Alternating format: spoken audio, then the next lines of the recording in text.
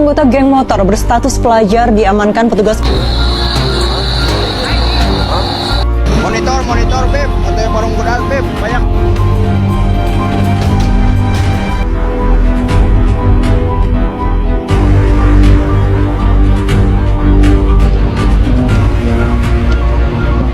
Fenomena geng motor di kalangan remaja kini telah bergeser jauh dari esensi awalnya sebagai wadah pecinta otomotif yang merupakan simbol hobi dan solidaritas positif, kini seringkali menjelma menjadi bayangan menakutkan di jalan. Identik dengan kekerasan, arogan, hingga tindakan kriminal yang meresahkan. Hal ini bukan terakhir dari ruang hampa melainkan dari puncak gunung es, persoalan sosial yang kompleks dan saling terkait. Akar permasalahan sering terjadi pada remaja yang mencari jati diri. Kekosongan akibat kurangnya dari keluarga membuka peluang bagi pengaruh negatif. Rumah yang tidak nyaman dan komunikasi yang terhambat mendorong remaja mencari keluarga baru. Geng motor menawarkan persaudaraan, identitas, dan pengakuan yang hilang, memberikan rasa diterima, dihargai, dan dilindungi. Geng motor menjadi pelarian permasalahan di rumah atau sekolah. Dari sini, identitas semu mulai tumbuh dan tercipta dari perilaku khas mereka. Di atas jalan, mereka seperti penguasa jalan. Aksi ugal-ugalan dan knalpot bising jadi bentuk eksistensi, bukan sekedar gaya. Kompo yang mengintimidasi jadi bentuk kekuatan, simbol kompletik. Jaket seragam yang berlogo geng jadi lambang kebanggaan sekaligus pembatas antar geng yang kerap berujung pada kekerasan, tawuran, hingga penganiayaan. Dampaknya menjalar begitu cepat, seperti api yang melahap tanpa ampun. Dan remaja, jalan ini hanya menuntun pada masa depan yang gelap. Sekolah terbengkalai, nama tercoreng, hingga ancaman cacat dan kehilangan nyawa. Di balik itu, keluarga juga menanggung luka yang mendalam, malu, cemas, dan kesedihan yang tak pernah hilang. Masyarakat pun tak luput dari derita. Rasa aman lenyap, ketakutan menyelimuti malam, sementara kerugian dan korban jiwa yang tak berdosa menjadi harga yang terlalu mahal untuk dibayar. Memutus rantai masalah ini sebenarnya bisa, asal ada kerjasama dari semua pihak. Pertama dari keluarga, mulai dari kehangatan, komunikasi yang terbuka, dan perhatian orang tua. Yang kedua ada sekolah. Sekolah bukan hanya tempat untuk belajar saja, tetapi juga tempat untuk membentuk karakter dan menyalurkan energi untuk kegiatan yang positif. Lalu ada lingkungan masyarakat. Kalau lingkungan peduli dan tidak cuek, remaja punya ruang untuk berkarya dan merasa aman.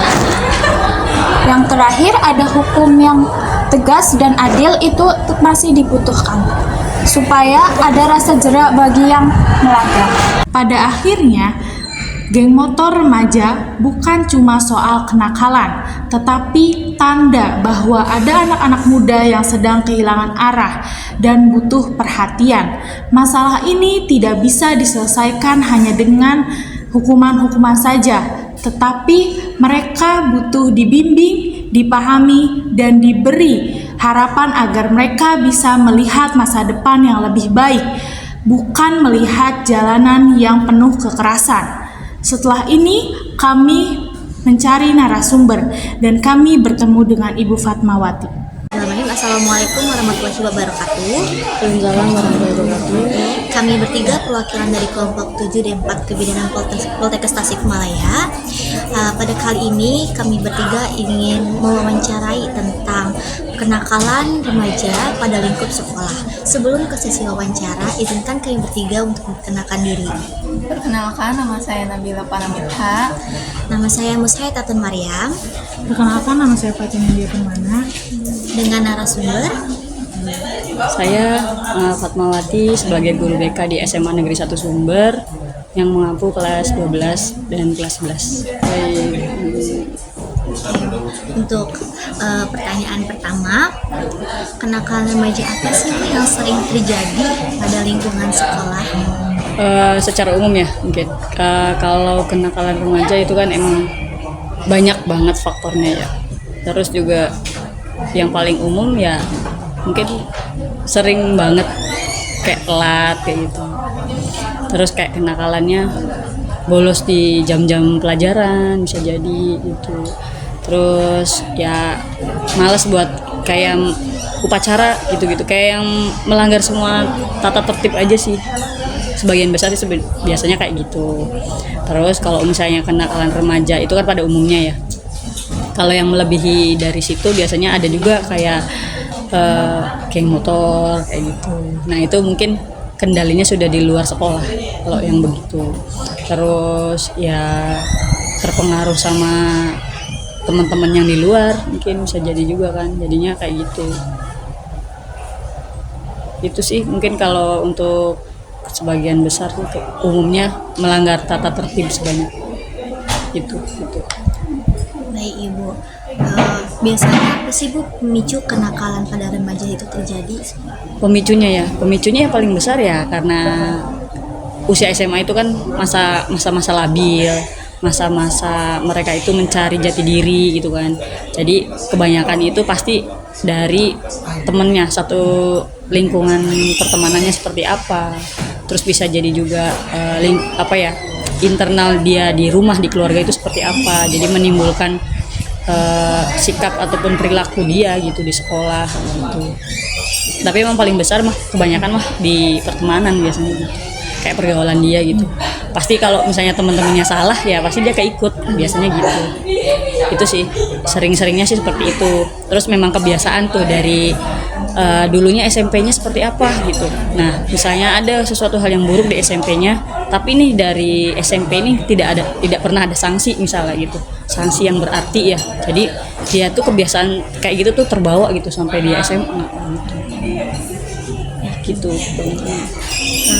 Sebagai guru BK nih Bu ya, pencegahan apa agar meminimalisir kenakalan remaja pada sekolah itu terjadi? Pencegahannya ya, kalau pencegahan sih pertama dimulai dari sosialisasi sih kalau menurut Ibu ya. Jadi kayak yang sosialisasi dari pihak-pihak terkait tuh di sekolahnya seperti apa kayak gitu. Sosialisasi kepada orang tua juga gitu. Kedua ini jadi aturan ya, lebih kayak yang aturan kalau misalnya udah ditegakkan tuh ya harus ada sanksi seperti itu, dan itu harus tegas itu menurut Ibu. Karena kalau nggak tegas dia itu bakal berpengaruh ke yang lainnya gitu. Misal si A itu udah melanggar sesuatu tapi dia tidak ada sanksi ya, jadi dia itu membawa virus gitu. Jadi kayak yang menjadi contoh untuk teman-temannya, oh dia aja melakukan kesalahan nggak diapa-apain loh kayak gitu tuh. Jadi otomatis yang lainnya juga pada berani gitu. Nah itu kan mulai dari ketegakan dari tata tertib. Terus ya sama halnya ada sanksi juga dari BK-nya misalnya gitu. Jadi udah tertulis lah ini. Jadi biar nggak lupa tuh gitu. Terus berani dari atasan tuh memberikan sanksi tuh benar-benar tegas ya, ada keberanian, maksudnya saatnya anak itu tidak termaafkan ya udah gitu. Jangan selalu dimaafkan terus gitu. Karena kan pembelajaran itu bisa dari mana aja gitu. Jangan sampai kita selalu membenarkan sesuatu hal yang selalu salah gitu, terus dibenarkan terus, nah itu jadi bumerang kayak gitu sih. Itu sih kalau dari pertanyaan terakhir.